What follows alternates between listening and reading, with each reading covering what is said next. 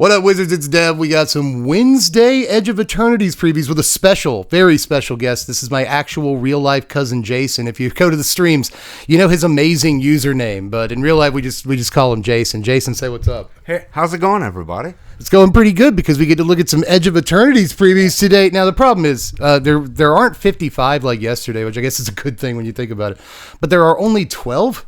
Yeah, I don't have your endurance, so. it's probably best that we got 12 today, you know.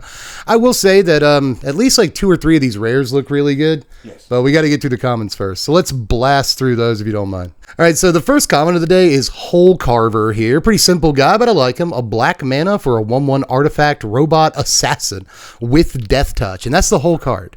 Okay, so I'm not sure how many like artifact aggro decks there are going to be in black or whatever, but I guess maybe in limited. This is a fine-ish piece, you know. Well, in limited, none of that matters, though. 1 mana, 1/1 Death Toucher is good enough. Yeah, I think in limited you just play a 1 mana Death Touch guy. Absolutely. Yeah. That's basically it. We have seen some payoffs for playing like artifacts in the set, I guess. It's technically a removal spell on a body. Yeah, that's how I look at these two in limited. I don't play a ton of 1-drops in limited, especially like pre-release where everyone's playing 6-drops and stuff, but like this guy kills their 6-drops. Yeah, so I'd probably play this guy in limited. But let's move on. We got more comments to look at today. Let's take a look at Nutrient Block right here. Nutrient Block is kind of a food token. This is 1 mana for an artifact that is a food. It has Indestructible, and you pay 2 and tap it and sack it to gain 3 life. When this artifact is put into a graveyard from the battlefield, draw yourself a card, mister. Okay, so first of all, how do you feel about a 1 mana food token that draws you a card? I like this. I think we had talked about it earlier. You mentioned this is Limbus for standard. Yeah, it feels like Limbus a little bit. Like you don't get it a bunch of times like you do Limbus, but you draw the card. It's cheap. It's really cheap, you know? This is a must-play in the Ugin deck. You think a must-play? Yeah, I mean, it's good. Yeah, it's pretty good there. Colorless card that gains you life and draws you a card. I don't know what more you want. That's kind of true. Like, I guess in Ugin, like, the card draw is the good part. Yeah. And, like, once you get your Ugin Ultimate, you just get it for free anyway. You draw some cards. You have Ugin on board, and now you exile a non-land permanent for 1 mana. Yeah, that's true. That's true. Just for a single mana, you get to do that. I guess that's not so bad. It's like there are things like Candy Trail, like decent 1-drops in Ugin, but I think this is up there. Yeah. This is up there. It's similar, at least, to Candy Trail. One of the important things is life gain, because you're not playing Ugin on turn 3, so you need to make it till Ugin comes out. Yeah. You're not, yeah, that's a good point, actually. I like playing Magic on turn 1. Like, even if I'm in Ugin, I like having a 1-drop, you know? So, yeah, I'm down with the guy. I think this might be one of the cooler sort of commons that we've seen, even in the first couple of days, but I'm not sure, like, where it actually goes, like, in standard. That said, this last common that we're going to look at, I think is easily the best one of the day. This is Ilvoy Galeblade. It's a really very awkward name on this, but this is just 1 mana for a 1/1 flyer with flash, and you can pay 2 mana and sack it to draw a card. All right, so you and I were talking about this guy earlier with respect to the other 1/1, like 1 blue mana flash flyer in standard. You pay 4 mana, you draw a card. Yeah. How do you feel about this instead of that guy? I would take this over that, and I would take this with that. And play both. Yeah, I could see Porque no Listos, you know. I think Spyglass Siren is a really, really good blue 1-drop. And like most people play that right now. But if there is a deck that like needs the flash, it's kind of hard to decide between this and the pay 4 mana draw a card guy. So you get to do that multiple times, but like this can be a creature in your graveyard, and I guess that's important sometimes, you know. It seems fine. A 1 mana evasive creature that exists with Enduring Curiosity is a winner.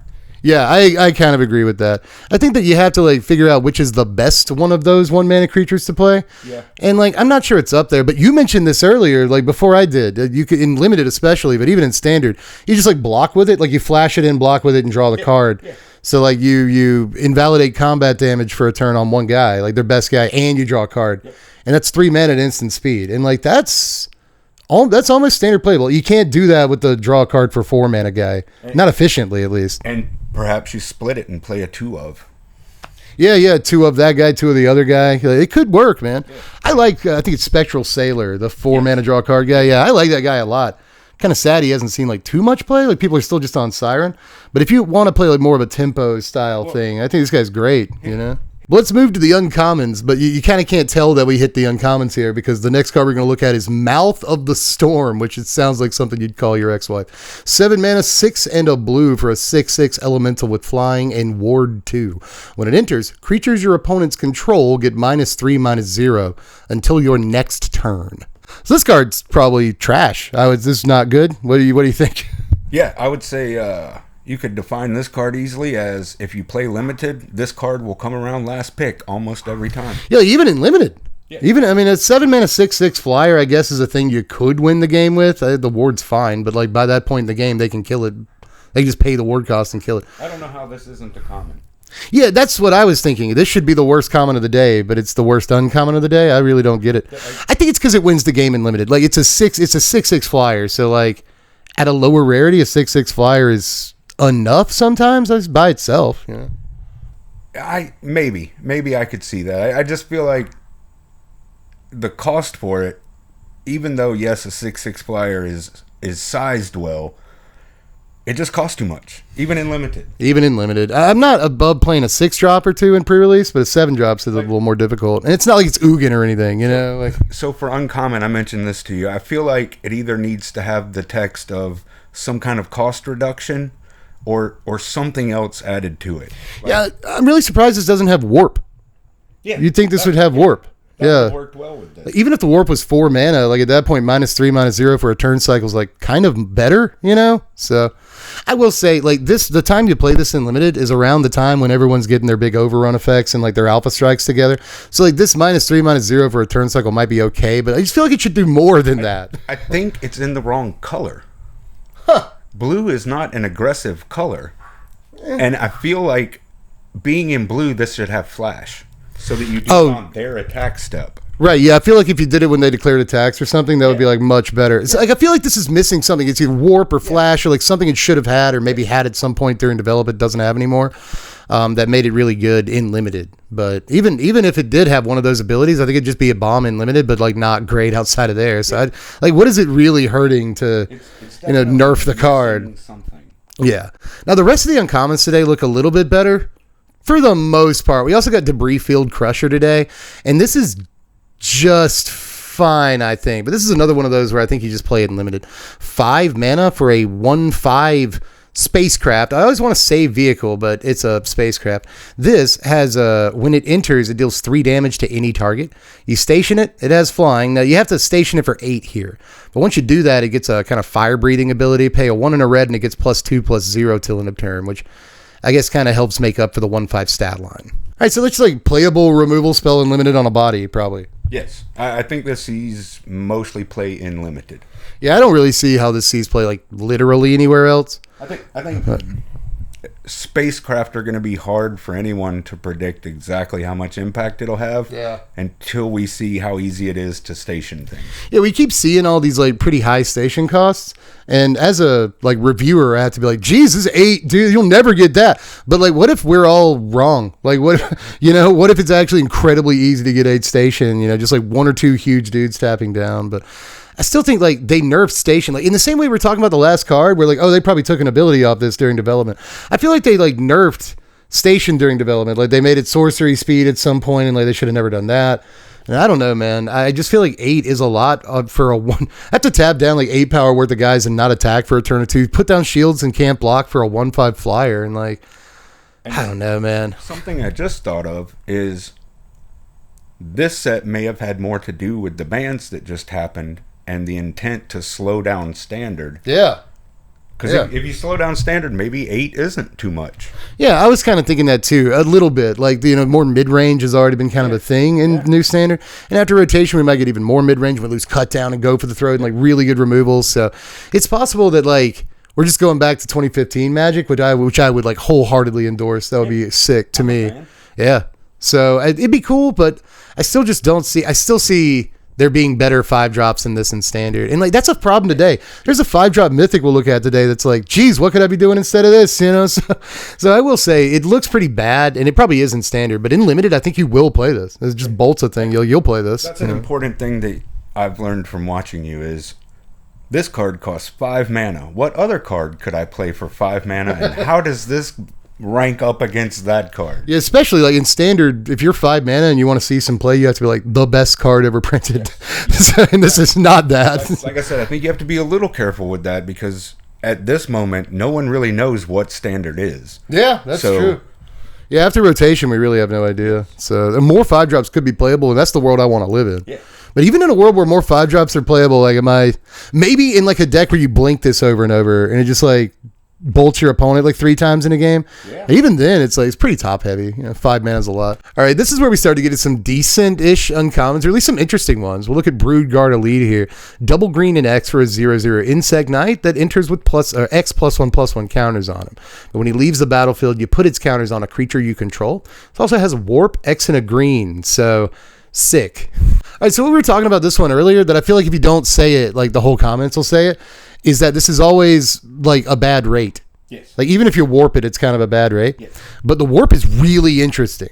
Yeah. Because like you warp it in for X equals 3 or something, and then like it's a 3/3. So like it can station stuff that turn, and then it dies, and something else gets the counters. So I actually. It just goes away. Yeah, it just goes into exile, and you cast it for its non-warp cost. Yeah. And you get that ability again. Yeah. Like you were saying, this reminds you of a couple of cards. It reminds me of like Hydroid Krasis and stuff. Like creatures that scale in this way are usually better than they look. Yes.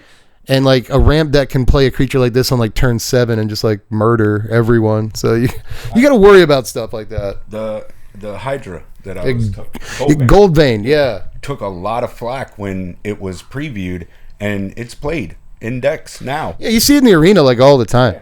And it's always like you don't see it too much in like league and challenge results, but whenever someone resolves a Hydra against you, you're like, oh crap, I can't kill that. It's like they just get a million treasures, And it's going to be the same way with counters here. Yes. I feel like this replaces, I think we have a guy that rotates. He's 2 mana. Whenever a creature comes into play, he gets a +1/+1 counter if that creature had higher power. And then when he dies, Beast Collar, something like that. And when he dies, the creature gets the counters. Yep. I love that guy. Yep. And this guy's kind of like that guy, but you get to play him twice. So that's kind of interesting a little bit. Wizards is doing their best to make counters a deck. Yeah. And like I will say with the... and like I was saying, the higher saturation you have of these, when it dies, move their counters, makes that deck way more viable. Because they're a white card. So the green-white counter deck it wants to be a thing. Yeah, that card, it's like a 2 mana Selesnya guy. Like he's green-white. And whenever you put a counter on something, he gets a counter too. And that guy's crazy. That guy's really, really good. I can't think of his name. Yeah, Botanical Brawler, I think, something like that. Yeah. That guy's great. And I will say, this doesn't look like as high impact as some of the cards the counters decks wants to play. But Essence Channeler does it. Yeah, Essence Channeler does do that. And it's like really good in the life gain decks. It's like this won't go in those, but it could go in like green-white counters. Barely. Like I think this could have like better play than it looks like it has. Yes. As like a random uncommon, Yeah. But in limited, I will say like Warp, we were talking about this earlier too. Like no one talked about this yesterday, myself included. Warp actually kind of synergizes with Station in an interesting way. Because like you can't do anything with a creature the turn it comes into play when you warp it unless you like can station. Yeah, you station crew, right? Like if the creature has haste, you can attack with it, I guess. But most of these warps are for getting a cool ETB trigger. Yeah. So like you might as well, while the creature's in play that turn, station something. Because station doesn't, the creature can be summoning sick and still station. Bonus value. Yep. So I think that works a good bit. And with this, that works too. Like you warp it in for 4, you station a thing, and then it dies. Somebody else gets the counters. Interesting too that like if you stationed a thing fully, that can now get the counters when this goes to exile for the turn. Oh, that's right, because it permanently becomes a creature. Yeah, it's a creature forever now. Yeah. That's how station works. So this again, these like warp and station work interesting well like together in limited. But this could like this is one of those like maybe by the skin of its teeth standard cards because it's actually slightly better than it looks. Yeah. Like I said, I think it has to do with no one really knows what standard is, so maybe this is playable. Yeah, that's the exciting thing about being a content creator around rotation is that like you can take a crap shot at cards like this and be like, well, maybe who knows? I'm not a soothsayer, fortune teller, man. So like, who knows, right? But this one is one of those I think is like it's on the line, but I think it comes up slightly short. But you who knows? We'll see. Yeah. And limited playable for sure. Yeah, I think for sure. Yeah. Limited playable for sure. You always want a big scaly guy like this, He's got scales. A guy that scales, you know what I mean? All right, next we got a card that I think people will be pretty excited for. People love these guys. 4 mana, 3 and a green for a 3/4 artifact robot soldier with vigilance. Each creature you control with toughness greater than its power assigns combat damage equal to its toughness rather than its power. Also, each creature you control with toughness greater than its power can station permanents using the toughness rather than the power as well. All right, so is this like the second toughness matters guy that we have? I think it's like... Yeah, a Betor kin to all or something. Yeah, also works. Interestingly, this is in the same color as Betor. It's in the same colors as Arcades the Strategist too in Commander, which has the same ability. You know, just the butt matters. We care about butts around. We're Sir Mix-a-Lots in this household. And this might be one of the only ones we could play in Standard that's actually like a reasonable mana cost. And I think what was earlier, you were talking about feckin' green shell. This goes in the turtle deck. Yeah, this goes in the turtle deck because they all have higher butts. And some of them have like crazy butts, like 2/15 for 4 mana. And you play like this into that. Yep. That's crazy. And like this goes into feckin' green shell on curve. And that could be really, really good. There was a deck in the first like 3 or 4 days after the bannings on MTGO that played like feckin' green shell and a bunch of other like ramp and stuff. It wasn't necessarily toughness matters. It's Selesnya, Bright Glass Gearhulk. We covered it on top 3 new decks. Yep. And like, honestly, this was cool too. The guy that built that deck, he commented on that video and he was like, here's a couple things you missed. He plays that guy that's like a 1 mana 1/2 and you sack it to like throw a land down or blow up an artifact or an enchantment. It's like, the fungus. Yeah. And that guy has higher toughness than power. So he works with feckin' green shell and stuff. And like, I missed that at first. That was a really good call on his part. You don't think about it when it's just one. When it's happening, right? No, when his power stats are so low, you don't really pay attention. Yeah, like he's a 1/2 and it's like, who cares? But he does work in that deck for a feckin' green shell. This guy works with green shell too. He's got higher butt. He's also just a 4 mana 4/4 when you think about it. Which is with the keyword ability. He's got vigilance too, and like vigilance on a good body tends to be pretty good, you know. And as you mentioned on another card, 4 toughness is the right number. Yeah, we'll talk about that when we get to a mythic today. Yeah, we don't have to worry about cut down anymore, but like certain stat lines worry about cut down. Certain stat lines worry about virtue of persistence, nowhere to run, lightning strike, fully bargain towards the tower. Yep. And like this doesn't have to worry about that at all. It never has to worry about like if they want to kill it with a burst lightning, they have to pay 5 mana. The big butt deck looks like it might actually have some sick pieces too. Like you can play the Preacher of the Schism in that deck, and now it's like a 3 mana 4/4 death touch. Like there's really good options for that deck. Yeah. So that you don't have to play crap cards to have big butts. Yep, that's the thing. It used to be when you built a deck like this, it was all just like walls, like 0/4 defenders. Yeah. Like now you can actually play good Magic cards, and I think it's going to make a big difference. Yeah. So I like having an effect like this in Standard that's cheap to play. Yes. So just like I'm into it, man. But there is, I believe, one more uncommon today, and to our minds at least, this is like better than most of the rares today. So let's take a look at Umbreal Collar Zealot here. So this is just 2 mana. It is 1 and a black. All right, so this is a 3/2, 2 mana for a 3/2 human cleric. Sacrifice another creature or artifact. Surveil 1. All right, so it's a Viscera Seer that costs double what a Viscera Seer costs, but you also get to sacrifice artifacts. The freaking cool thing about this, beyond the stat line, a 2 mana 3/2 is fine, first of all. But like beyond the stat line, this is a non-legendary, that's important, non-legendary, free, repeatable sacrifice outlet on every turn of the game. And I'm not the only Aristocrats guy around here. Jason also loves Aristocrats. Ellis O'Cord, like that's his deck too. So let's talk a little bit about this in Standard, dude. I think this is like the best Standard card we've seen so far today by a lot. Well, yeah, obviously. And with Bart rotating out. Bart doesn't. Oh, no? No, he's in Ixalan. Ooh. Yeah, Bart. I thought Bart rotated for a second, too. Like, I thought he rotated with Ellis, like he was in the same set. Yeah, he's in Lost Caverns. He sticks around, dude. We have 8 of these in Standard to play. Interesting question for you then. Do you have 8, or do you now have 4 of these, and Bart becomes your 5th? Yeah, Bart's probably a 2 of. 2? Okay. Yeah, I would say Bart's a 2 of. Having 6 of this effect in your deck is honestly, for Aristocrats, I think you might want 7 of this effect in your deck, but Aristocrats has gotten by on like 4 Woe Strider and nothing else, or 4 Nantuko Husk and nothing else. Other sacrifice effects, so you don't just need this. Right, you can play a corrupted configuration. 6 of them probably is a good enough number. Yeah, you have like the Village Rites variants, the 1 mana sack a creature, draw 2 at instant speed. You have like the removal spells that want you to sack a creature. Yes, Sephiroth, he sacks a dude when he enters or attacks, I think. Yeah. So yeah, you have other ways of doing it, and I think that this, along with having Bard in your deck, this makes it where you can actually hit those sacrifice or four creatures died turns, right, with consistency in your Sephiroth deck. Makes this huge difference. I played the deck a bunch, and the next stream I tend to play Ellis O'Core because it's gonna be the last time we get to play her before rotation. Yay. So like we're gonna play Ellis on the next stream, and I want to make it a Sephiroth deck, but in testing around with that deck, I find that 4 Barts is just not enough. To get those turns frequently, because you want to like play 1 drop, play Bart, play 3 drop, play Sephiroth, and then you can like sacrifice your Infestation Sage to the Bart. You make a 1/1 token, sacrifice the rest of your team other than Sephiroth, proc on turn 3, flip that boy over. Almost never happens because you have to draw Bart and he has to survive. So just now that you have a non-legendary, like I can play this on 2 and this on 3 for insurance, and you can't do that with Bart. So this is the card that makes Bart better, and then. Was it the last? No. Which set was Blood Witch? Vengeful Blood Witch is Foundations, and that made Ellis better. Right, that was redundancy with Ellis. Yes. Yeah. Yes. But now we lose Vron and Ellis to rotation, and that's going to like suck for the Aristocrats deck. Of Aristocrats that I dislike the Raise the Pass decks because you're not doing it right. You're not doing it right. Yeah. I don't want to ping you for 20 in 1 turn. That's not how it's supposed to be. That's just a combo deck. Yes. Yeah, like Aristocrats is like an attrition based. Yeah, like I'm going to block and sack my guys, you take damage. I want you to know 6 turns ahead of time what's going to happen. Right, it's like an inevitability thing. You know what I mean? It's like a hopeless... Right?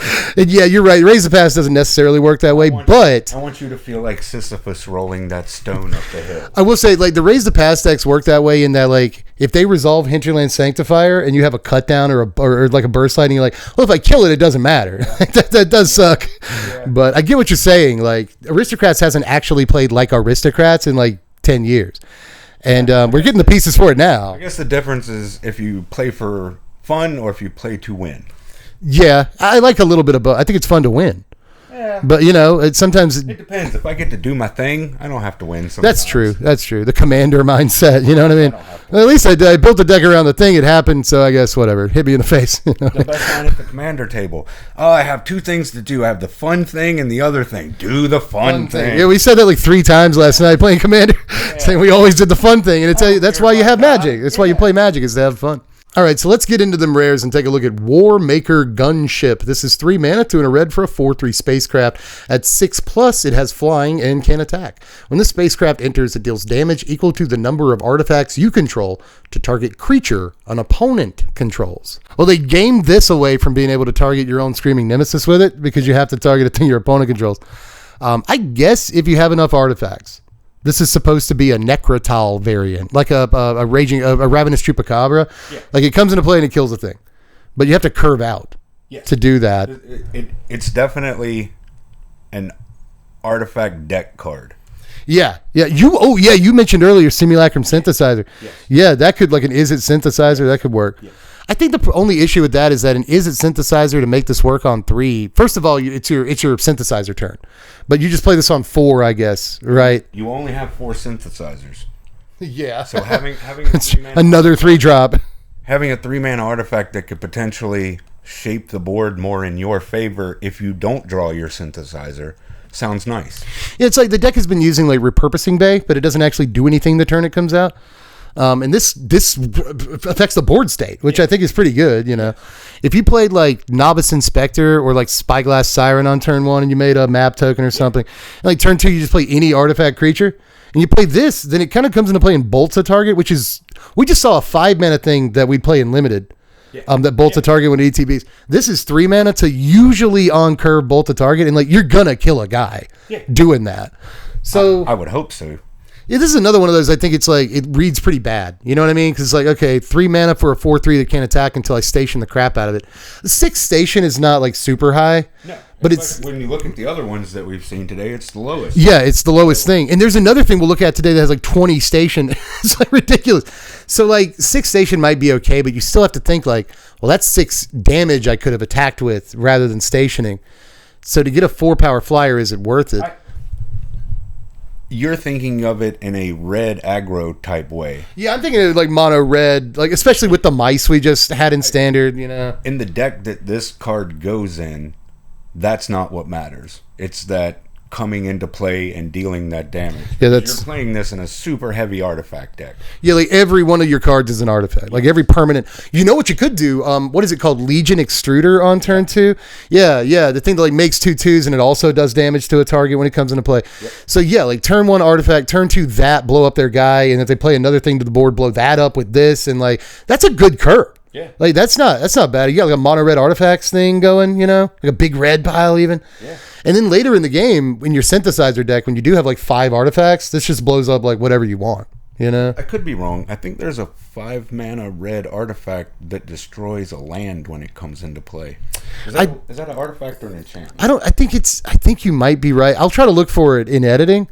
Okay. Because I think you might be right that there's an artifact that does that. Just continuing this curve of playing your red artifact. Right. Destroy the board. What all red artifacts do we have? You know, like we might have a few more that are really sick. There's Krenko's.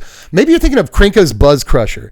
It's a 4-mana 4/4 flyer when it ETBs at demolition fields, non-basic. You could do that. No. It's I want to say it's 4 generic and 1 red.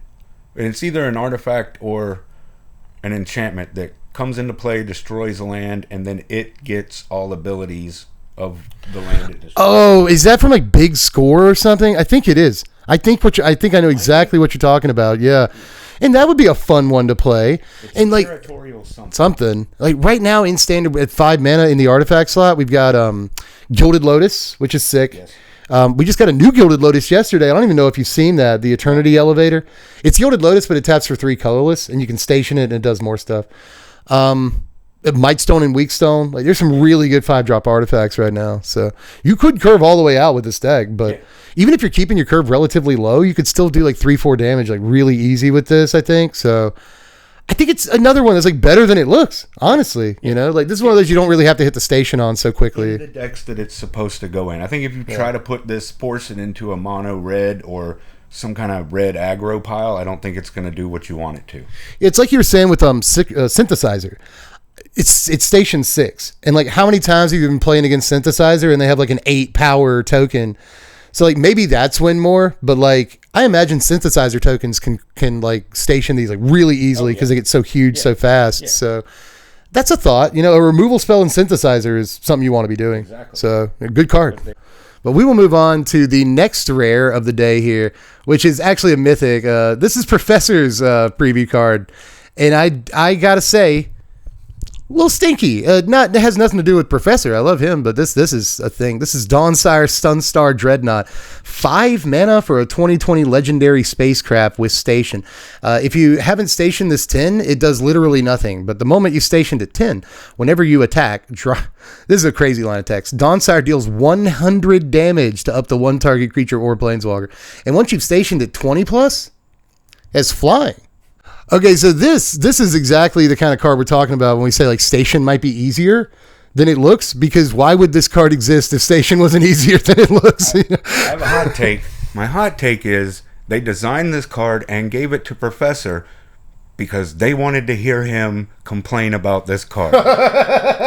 This does seem like exactly the kind of thing that Professor would be like, yes. What is this garbage in Magic? Exactly. That's actually true. Everything about it, everything it does, the cost, everything. The fact that it hits for 100 damage. Yes. It's like for real, Gavin's just like trolling Professor at this point. Have you seen this? Yes. that's you're like 100% right. When I saw Overkill, the thing that does like 9999s, I sent that to Professor. Like, have you seen this?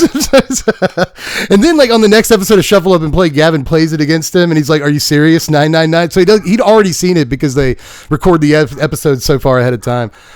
Yeah, that's actually a really good point. This is the kind of thing Professor would be like, what is this in my Magic? So, good point. But what is this in my Magic, for that matter? Like 5 mana for, we talk about 5 mana do nothing sometimes, and this is worse. Because what this does is not only do you pay 5 mana and it does nothing, but you also feel the need to tap down all of your creatures the same turn you play it. So it's like worse than do nothing. Like take down all your shields the turn you play it. I don't know, man. Like, I feel like it's if you get it to station 10, then the trick is to swing with anything. It doesn't have to attack. Yeah. So you swing with anything and you hit your own Screaming Nemesis for 100 damage. And you win. That's the streamer way to do it. Yeah. But in reality, I think this is hard to be a content creator card even. Yeah. Yeah, it's one of those that makes you hate being a content creator because like you never actually do the thing with it. But you're forced to try. You have to try as a guy who's expected to do stuff. So like one stream will be this card and we'll never do the thing with it. ever. And it's going to be a fun one. I'll say that much. Here's 5 games where I lose every game. Yeah, quickly. And never get to do the thing. Yeah, never even close. I resolve the card and I just die. It's what's going to happen. You did mention that this could be good in the Ugin deck too. Yeah. And like, because as a one of. Yeah, just a one-up. Because, like, you ultimate your Ugin and you go get a bunch of Bahamut's. And the Bahamut's just crew this all the way up to, like, 20, like, immediately. Yeah. But even if you don't crew 20, like, you just, like, a Bahamut and 1/1/1. And, like, suddenly you can swing for whatever and deal 100 to a creature. So that's fun. But, like, it's only, like, we're only talking about meme decks. Yeah. We're only talking about Oops All Colorless. This is that win more I was talking about. Because if you have Ugin and you got a Bahamut, why do you need this? Yeah, Jason told me earlier we were shooting the mess about Magic. And he's like, when I got back into Magic after like 10 years, I learned about win more. And I wish I hadn't learned about win more. It's like, yeah, you can keep your jank card a little bit more pure if you've never heard that term. Yeah. But now that you have, it's like, oh, well, that's definitely what that is. I guess next we'll look at a better mythic. This is Cosmog Grand Zenith. 3 mana, 2 and a white for a 2/4 human soldier. Whenever you cast your second spell each turn, choose one. It's a leftover from the Flurry set, Tarkir Dragonstorm. Whenever you cast your second spell each turn, choose one. Either create 2 1/1 white human creature tokens, they're soldiers, or put a +1/+1 counter on each creature you control. All right, so what we were talking about this before we got on was Corey Steelcutter. Yeah, thank God they banned that. Yeah, it's banned now. I will say that I don't think this would have been great like in cutter decks necessarily because it costs 3. So like you curve cutter into this and you still haven't really done anything. But like maybe you were saying this, you play cutter on 3 into thing, get your guy, and then on turn 4 you play this guy into thing, get another monk and get 2 more guys, and that would be pretty nutty. Yeah. Because whether you were realizing it or not, all of the cutter decks were off a turn. Yeah, they were playing cutter on 3 into like opt. Supposed to be off a turn. Right. If you play cutter naked on 2, why did you do that? You did nothing. Well, because on turn 3 you get to play more spells. Like it's not just cutter into opt on 3 and that's like your only thing. Like now your double spelling gets to be a little better. I always was confused. Like those decks play stock up, which makes sense to play. Yeah. But why would you play cutter into stock up and not do anything? It's because they're not doing that. It's because they're playing like cutter on 3 into stock up on 4 into something else. Yes. And this could work like a similar way. Yes. But then you're playing Vivi and stock up, and are you going to put more 3-drops in your deck? But we're also talking about a deck that like kind of doesn't exist anymore. There's no reason. But like, is this still good on turn 4 in standard? I feel like it will. I feel like there's going to be a place in mono white tokens.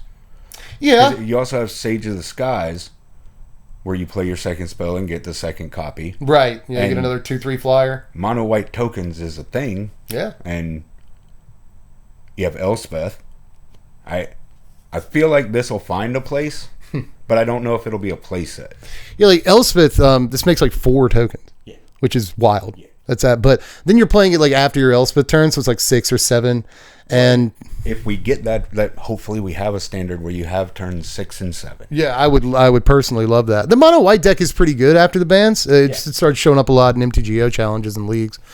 And I do think this works like phenomenally well with Caretaker's Talent and Enduring Innocence. But again, the problem is like to a glut of 3-drops, right? Caretaker's Talent a 3-drop, Enduring Innocence a 3-drop. This is a 3-drop, so it kind of might depend. Like that deck, the mono white deck, it doesn't play like Toby, Beastie Befriender, or whatever that thing is, where you get like a 4/4 and you get more 4/4s and then they all fly. And like that card's insane. And the deck just doesn't play it because it's not like that aggressive, And I feel like this might meet a similar fate. But I also think that a +1/+1 counter on all your guys is like way better than it might seem in that deck some of the time. Token deck. Yeah. When you have 38 1/1s on board, right. +1/+1 is a lot. Yeah, let's go. And you do it like every turn when you're double spelling, and you're drawing enough cards to double spell because you got Caretaker's Talent, Enduring Innocence and stuff. So like you can double spell. Could be pretty strong, man. But I see it as like a 2 of in a Caretaker's Talent deck. But we'll see if it's just insane. Like right now we have Monastery Mentor in standard, which is the 3-drop whenever you cast a non-creature or something. I can't remember if it's instant or sorcery or non-creature. You get a 1/1 prowess guy. And like that dude didn't even see play in like red-white cutter. Like red-white cutter wasn't a deck. So I'm not sure this sees play either because it's kind of doing similar things to Monastery Mentor. But Mentor couldn't give your whole team an Anthem, and like this can. It may be the trick with this is figuring out how to trigger on your turn and their turn. Right, because it does that. Yeah. Yeah, we were talking about this when I first saw this card. I was like, well, in Commander, you could trigger it like every turn. And he was like, dude, it's going to take like 8 mana and 10 cards. It's like, yeah, you got me. But like, you could always, like, on your opponent's turn, opt into second opt you snuck into your deck because you're a cheater, into preordained into Brainstorm, you know, like you. But it would be tough. There are 301 mana blue draw spells. Right. There's so many of them. You play Thought Scour. Yeah. Just keep going. Like you could Tome Scour. You could do this. But it probably doesn't. It's probably not as good in Commander as I want it to be. But in Standard, I think is what this card's like built for. And like you said, like we've been saying the whole video, like if mid-range is real, then this is a considerable card. Yes. It is. But also, like, you know, in my Standard, the best cards were not necessarily the best cards were 3-drops, but like Curve stopped at 3. We're playing all the best 3-drops in Standard, right? And is this one of the best 3-drops in Standard? Like, is this in the top 10 3-drops in Standard after rotation? No. Okay. So probably not as good as I want it to be. That's why I said it's a serviceable card. And it'll see play in Standard. I doubt it ever sees a play set.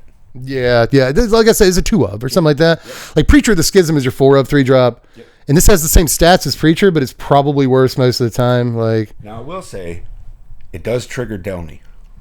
It does trigger Delny. And if you have Delny and Elspeth on board... What are you, 8 tokens? Yes. That sounds fun, man. Forget win more. What? Yeah, what is win more? Yeah, it's like, I don't win enough as it is. If I win more, I'm winning enough at that point. So it's like, I like him. I like this dude a lot, but I don't like him as much as the last rare we'll look at today. I think this is a ridiculous Magic card. Yeah. And none other than Mr. Covert Go Blue got to preview it. I wouldn't have chosen anybody else for that. Let's take a look at Consult the Star Charts. This is very much a Covert Go Blue card here. I'm a little disappointed it's not his picture. Yeah, right. He should be on the art for this card. Instead, it's just a weird guy with a buzz cut. 2 mana, 1 and a blue for an instant with Kicker, 1 and a blue. Look at the top X cards of your library, X being the number of lands you control. Put one of those cards into your hand. If the spell was kicked, put 2 of those cards into your hand instead. Put the rest in the bottom of your library in a random order. Okay, so this is nutty, right? Like, this is a very good Magic card. What I said to you was this is the closest we've gotten to Memory Deluge since Memory Deluge. Yeah, and like you can't cast this twice like Memory Deluge, which was insane that you could do that with Deluge. But there's a chance you could look at almost your entire deck. Yeah, if you have enough lands out. Like this, there's really, the ceiling on this is unbelievable. And if you're playing blue-white control, you'll have lands out. Yep. You know what'll have lands out. White, right? It's like this goes best in a blue-white control deck. But you know what else I see this in? We didn't talk about this earlier. Like, you know the Teamer Doppelgang deck? Oh, yeah. Yeah, that always gets like a million lands out. Like it doppelgangs its own lands. Yeah. So like there's a point in the game where you're literally looking at like your library with this card. It's a tutor for 2 cards. It actually, by you saying that, it reminded me of another card, Pillage the Bog. Yeah, it's a lot like Pillage the Bog when you think about it. Yeah, but this is in the color that you want to do this. Yeah, and it's instant speed. I think Pillage was sorcery speed. But you could plot. Yeah, you could plot it, and then it's basically free. So sorcery speed was kind of negligible, but you still had to spend some mana on it. I think this may be the best draw card we've seen in a while. Yeah, it's like, I think that for most intents and purposes, stock up is probably better. However, this is instant speed. And like at some point it becomes strictly better. Not necessarily strictly, because if you pay 2 mana for this, you'll only ever get 1 card. Even if you're looking at 30 cards, you'll only ever get 1 card. But to make it to get you the 2 card stock up you have to pay more mana than stock up. You have to pay 4 mana. But I think the instant speed just makes it seriously. Yeah. Like, there's a point in the game. If I play this on turn 2, I look at the top 2 and get the better one. Yeah. And that's fine. Yeah. Like, that's fine. Who cares? But if I play this, like you said, if I'm the control mage and I play this on turn 6, like, looking at the top 6 and getting the best 2 is dig through time. Like, a card that's been banned. Like, it's crazy. Like, I want to curse. The card is that good. I really think that this is like going to be like one of the most played standard cards in the set, and we've only seen like 60 cards from the set, but you can tell right away, right? Like I didn't even see yesterday's preview because I was driving all day. Yeah, and this still strikes me as this will be the most played card from this set. Yeah, like one of them, dude. Like we looked at maybe a few cards from yesterday that caught my eye, and none of them are as good as this card. Exactly. So, like, I don't know if you're looking at this and you're like, like I don't get it. And to your point, stock up is played in, what was it, 60% of the last Pro Tour deck? Yes, yeah, it was all of the Is It decks played for stock up. Yeah, I don't see this being any less. Right. Yeah, especially in a deck that's a little more methodical. Like it's looking to cast this EOT, it can hold up mana. And if you're playing blue-white control, you might only need one card. Yeah, that's another good point. You have to look at 25 cards to find that one card. It's basically a tutor. Yeah, I was thinking that too. Like, there's going to be times on turn 7 in mono or like in blue-white control where you don't even kick this. You know, I need the sweeper, right? Like, that's all it takes. Or on like turn 3, end of your opponent's turn 3, you get to look at 3 cards. And like, that might be enough to find the sweeper. Like, it's an anticipate at instant speed at that point. And like, that's fine, you know? You might not need a sweeper on turn 3. But you might need a sweeper on turn 4 or 5. You know, like I feel like 3 is the turn you're always trying to find the sweeper. Yeah. So like, if you don't have it yet, this will help you do it. And you can even hold up. Like on turn 2, if I don't have a card I need yet, I can try to draw with this. Or, you know, you can hold it in your hand longer to pay off more. And I like that aspect of it too. Yeah. You know, there's a lot of cool stuff about this, man. It's 4 mana for 2 cards at instant speed, which is acceptable. But especially when you get to look at like 8 cards. What I really think of is the last mechanic with the Spellslinger decks where the 4 mana counts. You kick that, it's 4 mana. 4 mana, yep. Triggered all those cards. Yeah, that's a good point. Yeah, all the Final Fantasy stuff that cares about 4 mana. Yeah. Stock Up didn't do. Yeah, stock up doesn't do. Yeah, but this works with like at least 3 cards that are almost standard playable. You know what I mean? So that's not a bad call, actually. I like the way you think, is what I'm saying. But yeah, just on pure like power level in a vacuum on its face, this card is probably one of the more insane cards like from the whole set. And I still know there's going to be some people who are like, it's not that good, but I'm telling you, like, yep. Like on turn 4 or 5, there's a reason you'd only pay 2 mana and not even kick it. Now you get to have the rest of your shields up. Like you get to play this, find the best card in your top 4 or 5, and have 3 steps ahead or whatever. Like, and ballin'. In a control deck, there's not a rule that says you have to play stock up or a different card. You can play both. You can play both. Again, this is one of those big, like, poor Canellis does. And then, like, turn 6, you can still play your stock up with counterspell shields up, or you can play this. And it's why not have? You want multiple card advantage spells in your deck. So this, yeah, dude, I can't heap enough praise on this card. This card's insane. But anyway, guys, just let us know. The important thing is how you felt about all the cards today. Is there stuff that we didn't mention? Bloopers, blunders, stuff I got wrong, interactions we didn't bring up, combos, things you're excited to play. You know how the comments section works. Give me that engagement.